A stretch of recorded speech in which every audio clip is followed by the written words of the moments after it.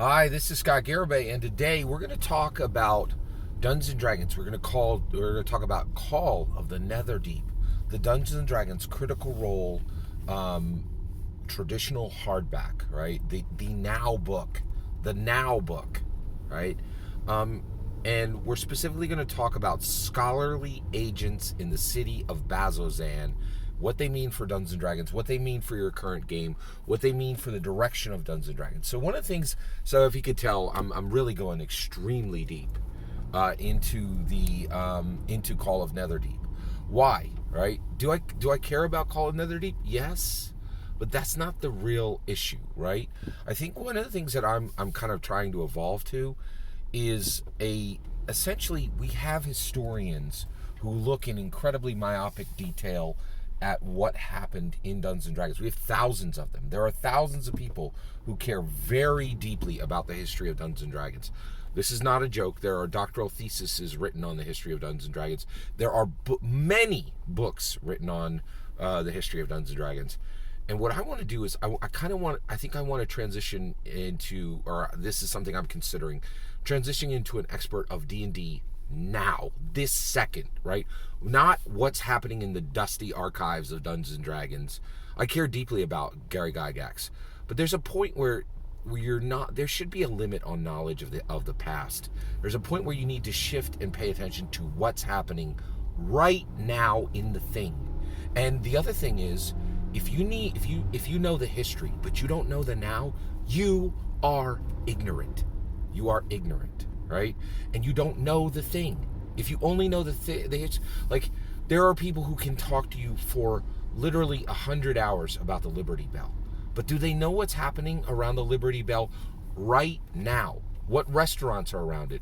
Who's visiting it, right? What is there a hot dog stand 100 feet away from it, right? If you don't know the now, you're also not going to know the future, right? So let's get into it. All right. So what I want to talk about right now is I want to talk about Prolix Yusaf and Aloysia Telfan, all right, who are scholarly agents in the city of Bazzoxan, okay? So let's talk about Bazzoxan. So Call of the Netherdeep, okay, starts in, it's in Exandria, the Critical Role world, the Dungeons and Dragons world, okay? It's in Wildmount, okay? And it's in Xhorhas. And these are important places because we're seeing these shaped in incredible detail, right? There are mastodons that roam the countryside, and these tribes of monsters hunt them down, and they make delicious stews out of them. And if you eat those stews, you can start the day with 1d10 temporary hit points, an actual mechanical benefit, right? It's right there in Call of the Netherdeep, right? But not only is Call of Netherdeep recrafting the world of Dungeons and Dragons, yanking it, pulling it from the cemented Tolkien history to a new space, right? A new modern space where all races are welcome, where tolerance is a thing we value, right? And Mercer is doing the hard work of this, is moving the entire Dungeons and Dragons milieu, including its people, forward culturally. Right? That's what's happening with Call of the Netherdeep. And one of the ways he's doing that is he's crafting this world that is breaking from Tolkien, right? And we're seeing this shift from Tolkien to Mercer, okay, in Call of the Netherdeep. So you have this happening, right? And once you get you're in Exandria, you're in Wildmount, you're in Xhorhas, then you're in Bazzoxan. In Bazzoxan, there's this temple called Betrayer's Rise, right? And that's where we are when we meet Prolix Yusaf and we meet Aloysia Telfan. Spoilers for Call of the Netherdeep here, okay? All right, so basically you get here and you meet these scholarly agents, right? And at this point, the player characters are in Bazzoxan, and Bazzoxan is Hellmouth, right? They use this term in Buffy. It's like you are sitting on an opening to hell. That's what Bazzoxan is, right? There are these literally demons, that come up out of the nether, out of the nether realms to accost people in Xhorhas, monsters in Xhorhas, monster humanoids in Xhorhas, right?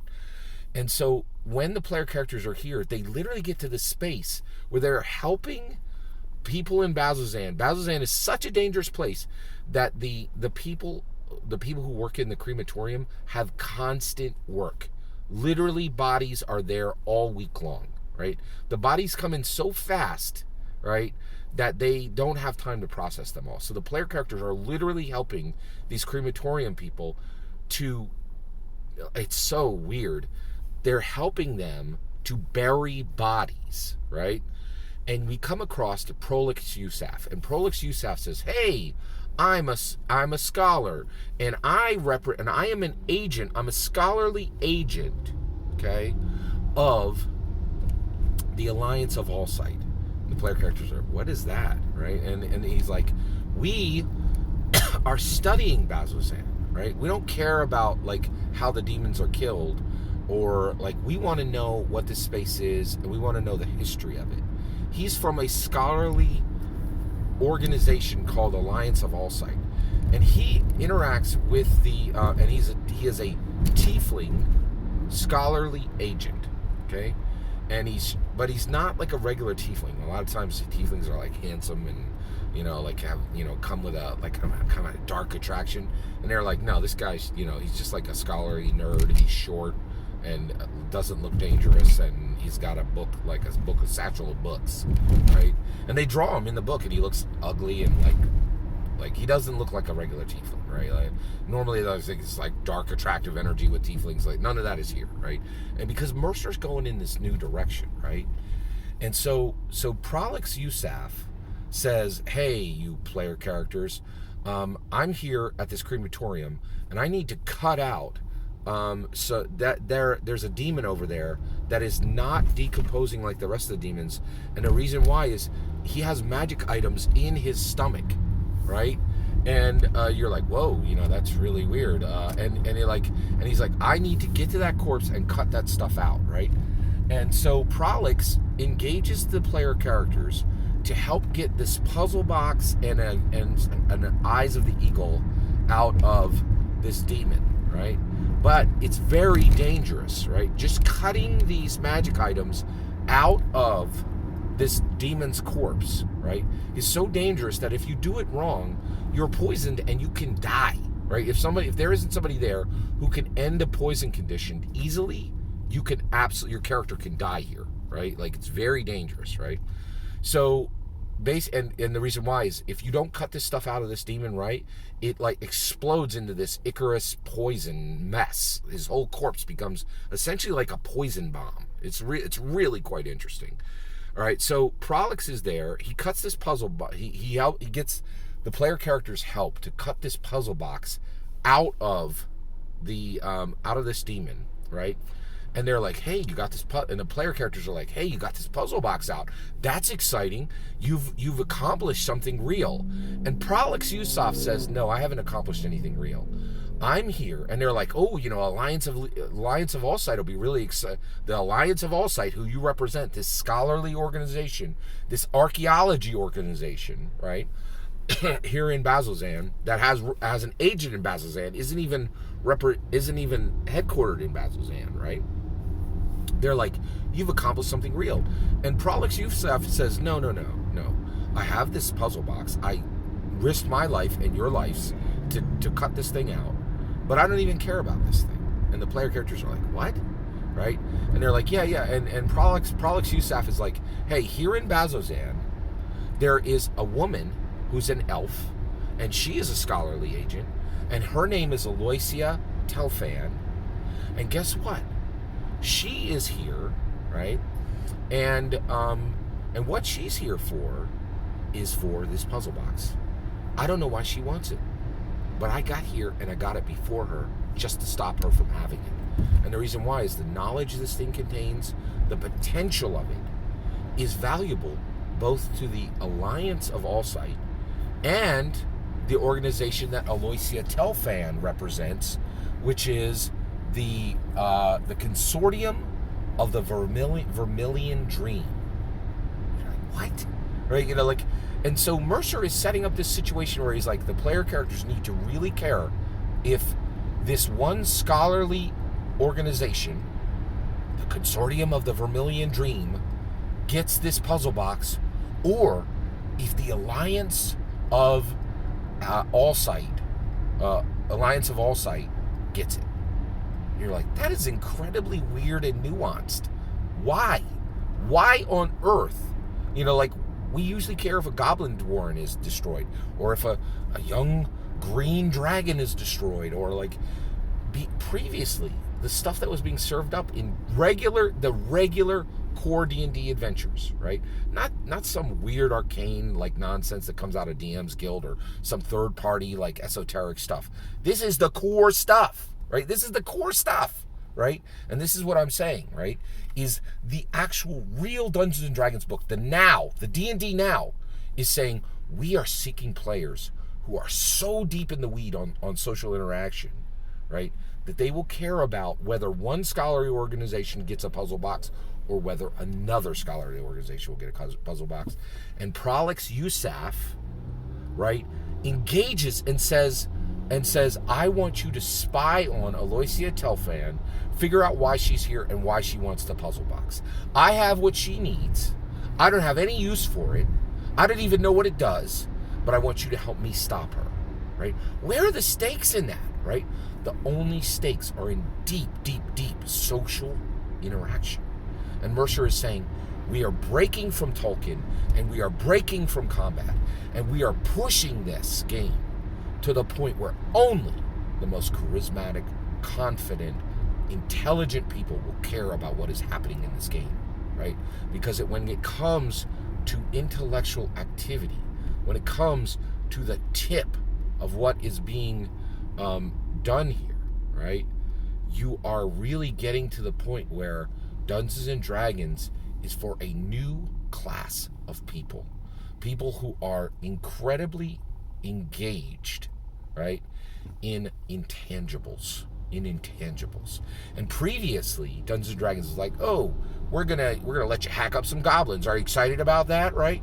Now the game is moving to this completely different space, right, where essentially it is only engaging with the most charismatic, intelligent, confident people in the world. And it is building this brand where it has a connection and it has engagement from this new class of people, this people who are incredibly excited and engaged with the intangibles of the world. And this is where we're going. We're moving to a world where the tangibles are for the muggles, right? The real nit and gritty, right? Like the real things, right? They're the least important, right? We live, it's pushing. Dungeons & Dragons is pushing to only deal with people at Maslow's pinnacle and to leave anyone in Maslow's valley behind, because they don't even have any space in their heart or in their mind for where the game is going. There is a major shift happening in Dungeons & Dragons, right? And what worries me is there's a whole class of people that I think have value, right, who are going to get left behind, right? I watched this the other day at McDonald's, right? I was waiting for my mobile order, right? And this guy comes in, and I was waiting for my mobile order, right? And this guy comes in, and he, it's lunchtime, and they're slammed. There's 6 Uber drivers waiting. I'm waiting for a mobile order. This guy comes in and just walks up like a regular person, right? And stands there waiting to make his order. And they're like, you got to use the kiosk, right? The McDonald's people are like, you got to use the kiosk. And he's like, I don't even know the prices. What's happening, right? And they're like, you got to use the kiosk. So he goes there and he punches some buttons, and he leaves without his lunch. And I grab my mobile order and I walk out, and I'm not kidding. The guy was in a $70,000 pickup truck, right? It was not a regular pickup truck. It was like a brand new Ford F-150 with 2 kits on it from 2 different shops, right? But he couldn't get his lunch. There is a split happening, right? And I'm worried that, the people who understand intangibles are going to be connected with D&D now, and that people who just want to look at the history and not the now and not the future are going to be left behind. And I don't think a lot of people care that they're going to be left behind. I think a lot of people in the 5e are like, they can go kick rocks. I'm not that way. I actually care that these people are going to suffer. They're not going to see the beauty of what's happening here. And I'm trying to bring everybody along, right? And I really think there's something different happening here. It's the shift in our culture from tangibles being valuable to intangibles. That's my thought. What do you think? I'd love to hear your thoughts. Let me know in the comments below. Please consider like, subscribing, and have a wonderful millennium.